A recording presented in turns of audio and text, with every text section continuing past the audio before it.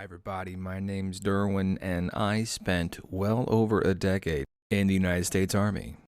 Some of it was on active duty, some in the National Guard. Some of it was terrifying, some of it was a lot of fun.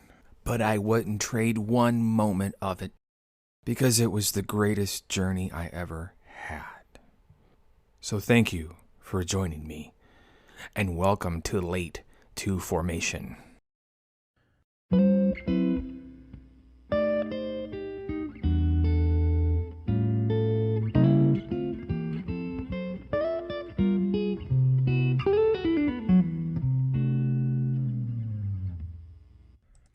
I enlisted in the United States Army at the behest of my parents, which I'm glad that they pushed me to do it because I was going nowhere very fast. And knowing now that it's all kind of like a big theatrical game kind of puts a lot of it in perspective. But at the time, it was so intimidating. It was so. I didn't think I was going to pass. Right. I hadn't really been successful at anything before the military. I remember thinking that if I don't pass, don't go home. I'll figure out something else. But, thank God I passed because I did not have a plan. And I was not good at making plans back then.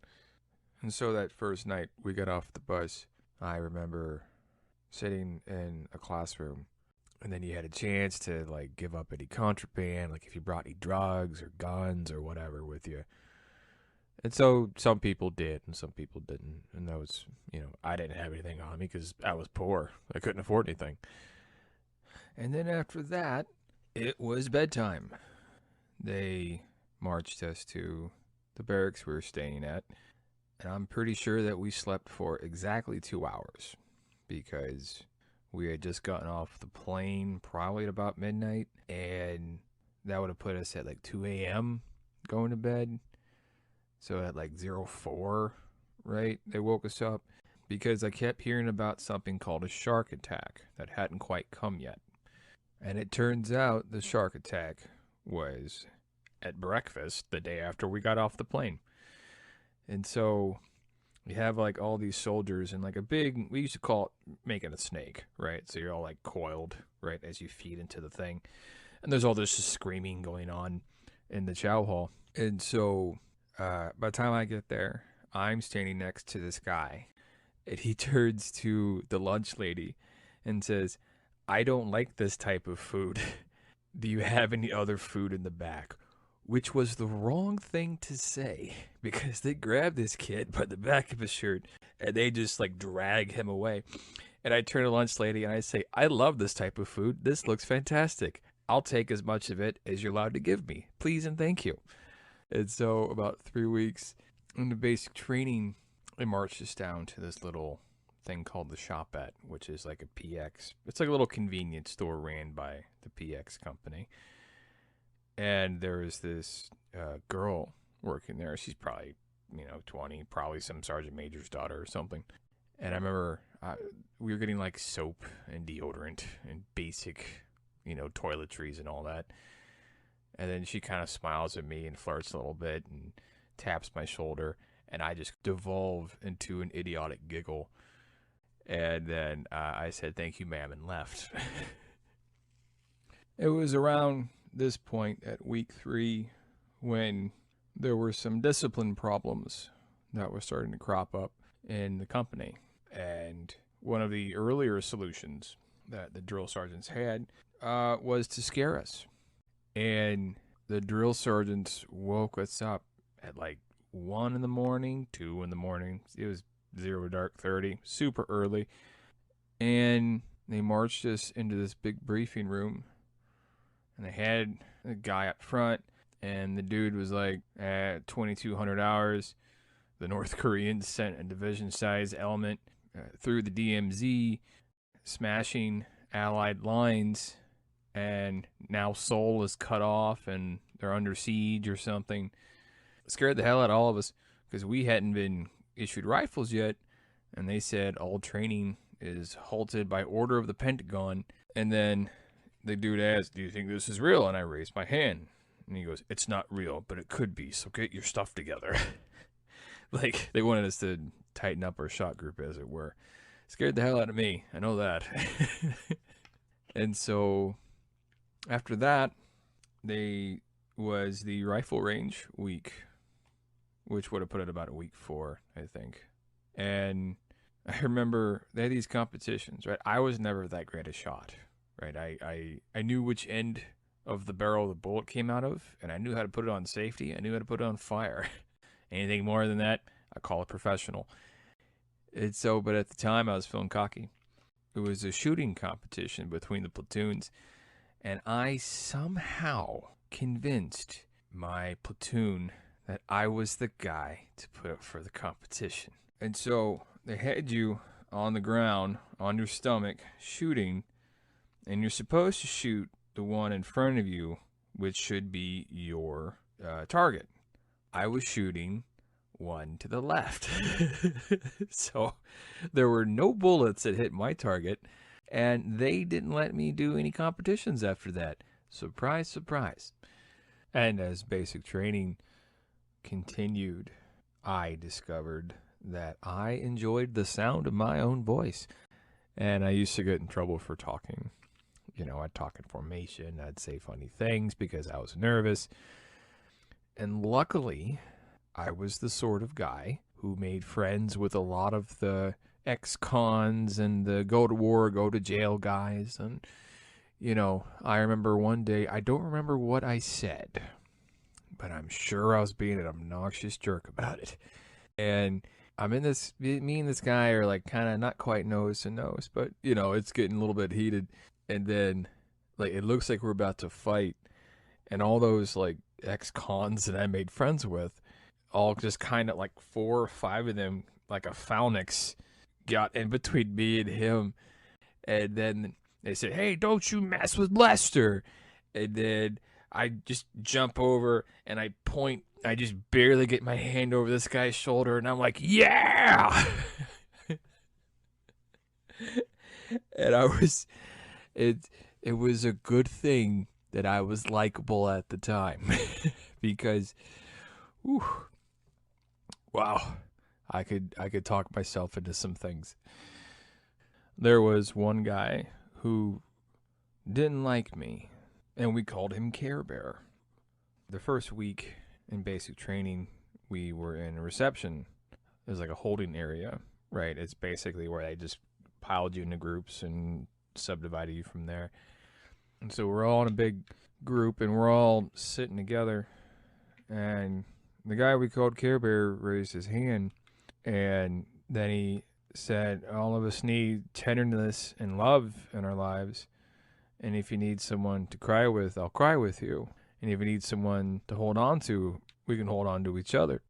And, you know, me being a man in my mid-30s now, you can understand the sentiment. At the time, I was 19, and we were all trying to put our toughest, most macho faces on. And, you know, it was 2006, so we were wondering if we were going to be able to survive the war. That was our big question. And so his idea of us holding each other and crying our feelings out just didn't play like he thought it was going to, and we all laughed at him. And then we had this thing called the Pugil Stick fight at the end of Combatives week, right? And it's a big ring where you call somebody out.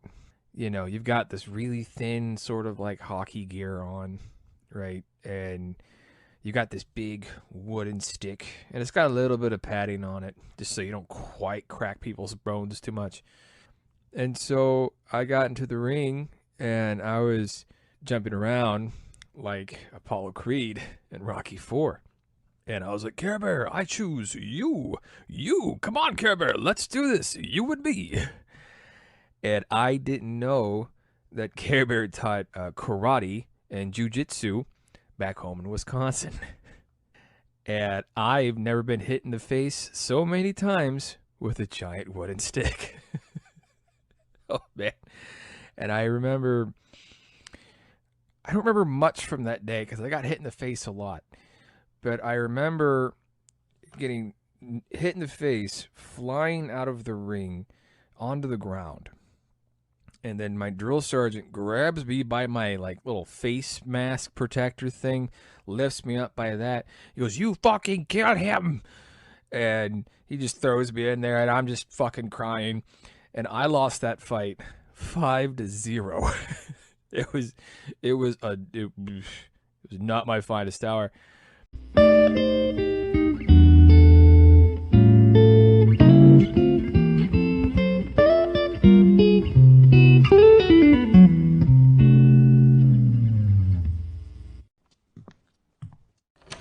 Hello, stranger. Do you like to read? Read. What's happening? Am I dead? I bet you like zombie books. I like food. Do you have food? You don't need food at dividedbyzerobooks.com. It's full of nutrient-rich science fiction. Ugh, I'm stuck in an ad, aren't I? Once I stop talking, reality will collapse until someone plays this ad again. This isn't the first time we've had this discussion, and it won't be the last. Hello, stranger. Do you like to read?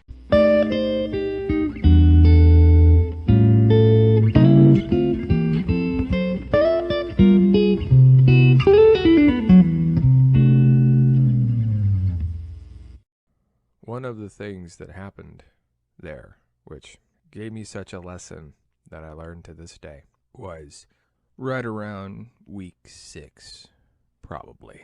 People weren't really behaving the way they're supposed to, right? Because people were showing up late to formation. People had found out how to pick the locks that all of our cell phones were kept in, right? This was 2006, so the cell phones weren't that impressive. And so they figured out how to call taxis, because there were taxis all over base, and this was before Uber was a thing. And they'd go to the PX, and they'd buy unit patches for nearby units, and then basically impersonate other soldiers from other units.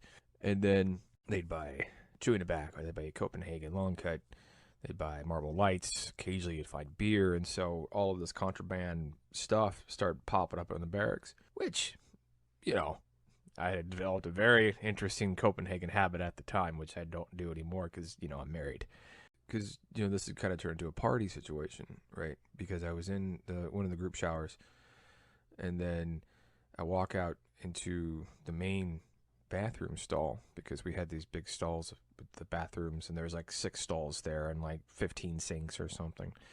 And there were stacks of pizzas there, and there was soda pop, and there was Copenhagen long cut rolls in the sinks, and there was all sorts of stuff. And it was a cool party. And then, like many things, like a lot of things, a bunch of angry rednecks started fighting over stuff, and I don't know, people started fist fighting, and we had to break up the fight with the platoons and everything. And then I remember one of the drill sergeants asking where this one particular soldier was, whose name I don't remember. Then he got so mad that he took his hat, his drill sergeant hat, and threw it at the kid, right? The person he was asking the question to, because he thought the kid was lying to him. And then I remember seeing the hat just kind of frisbee all the way to the wall and break in half. And then he's about 1.5 inches from this kid's face, and he's screaming, "I went to Iraq twice." Because a lot of these guys were wound a little tight back then. These were the guys that made it through the first 2 rounds of the occupation conflicts in Iraq and Afghanistan. And then the Army started letting them go be drill sergeants, not only to pass along their life-saving experience, but to maybe give them a chance to cool off a little bit. And so they weren't always stable, I think. And so problems in the company kept continuing. And at one point, there was one guy that had gotten busted getting cocaine mailed into him, right? He's getting some pretty hard drugs mailed in. And that's when the drill sergeants started encouraging mob violence. And when I remember being on the drill floor, which was like, it was basically like giant cement slab underneath all the barracks, almost like a parking garage where all the platoons formed up. And then people from 4th platoon, that's where the cokehead was. somebody ran down and said, "Hey, drill sergeant from 4th platoon said that, he's going to shut his door and turn up the music. And so if anybody wants to take a swing and beat up Private First Class Cokehead, now's the time." And then people just ran up there, right? Like I didn't. But a lot of people just ran up there to just beat the shit out of this guy. And that was illuminating. That showed me just how fast the violence can turn, right? That's a little small microcosm, right? But that shows you just what you're dealing with human beings who are occasionally no better than animals. And that's when our leadership started treating them like animals, and so they started behaving like animals. And it kind of escalated from there. And my platoon's drill sergeants got the bright idea to get the 6 biggest guys in the platoon, right? And they had everybody meet them in the showers one at a time, to explain their deficiencies within the platoon.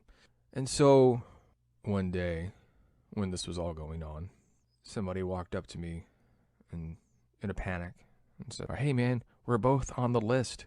What are we gonna do?"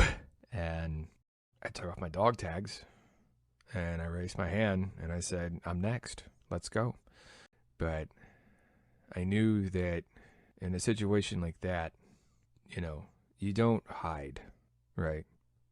If the institution you're working for encourages mob violence, you find the biggest guy when you're surrounded and you punch him square in the jaw. So that way, the other 5 are going to beat the crap out of you, right? So you're not getting out of that one without a bruise. But you can make one guy really remember how bad of an idea it was. And luckily, they walked me back there. And then I put my back against the wall. And they said, "No, we want you to stand in the middle and between all 6 people." I'm like, "Nope, I'm not doing that." And then they said, "Why do you think we want you back here?" And I said, "Well, because my name's on the list, right?" And they said, "No, because you took off your dog tags and said, 'I'm next. We like you. We don't want to beat you up.'" And I was like, "Oh, cool. So I can leave then." And they're like, "Yeah." And then I left. I'm like, wow, I mean, if you could avoid getting beat up by 6 people, well, and maintain your honor, why not? And I got 2 of my friends pretty good after that. And then after that, I started seeing signs all around the barracks. And those signs were saying, basically, do what we say or else, right? They were kind of instituting a culture of violence and fear, right? Which is the absolute worst way to do something. It breaks down trust because, yeah, if you don't trust the people you're with, if you think they may turn on you, well then how can you go out of your way to save their life, right? It was a fucking mess. And things had hit a crescendo by that point.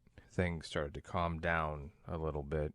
I don't know if it was the culture of violence and fear instituted within the barracks or just the fact that it was cold in Oklahoma in December and the heat wasn't really working.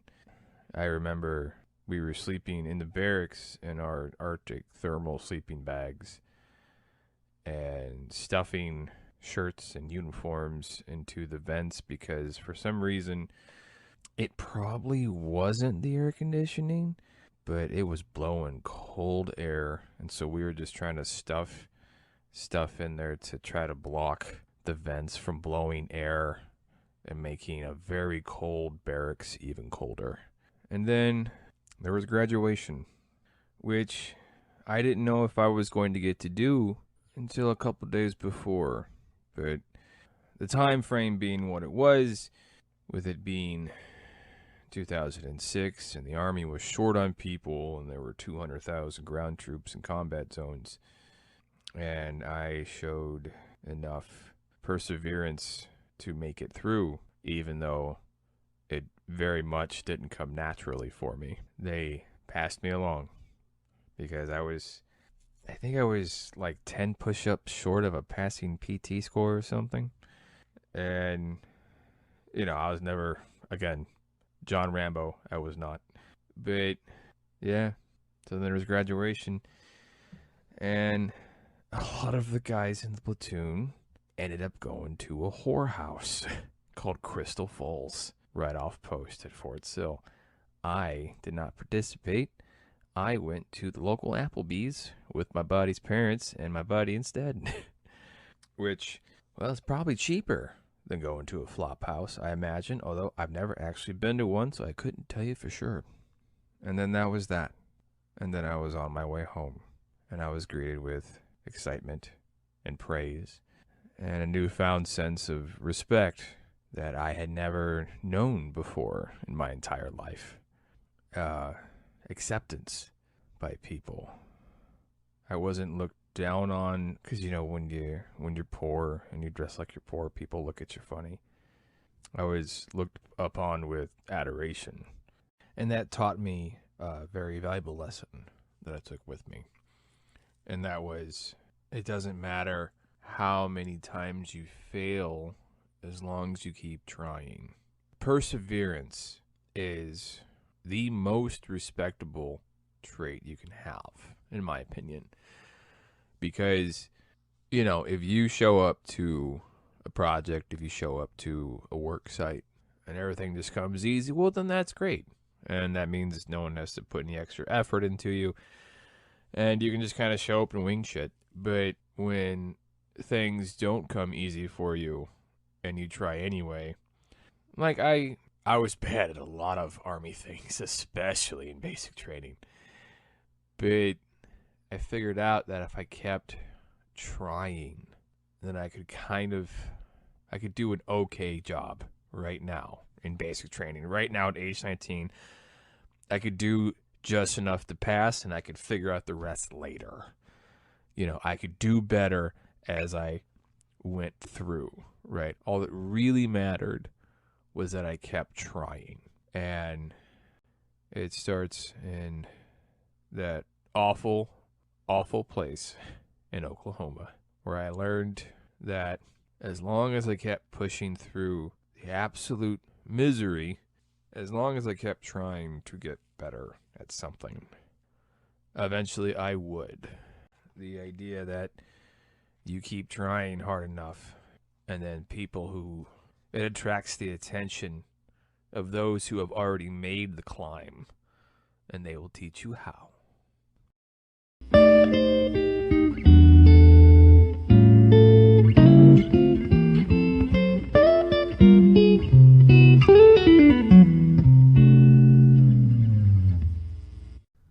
And that is all for me today. I want to thank you for listening.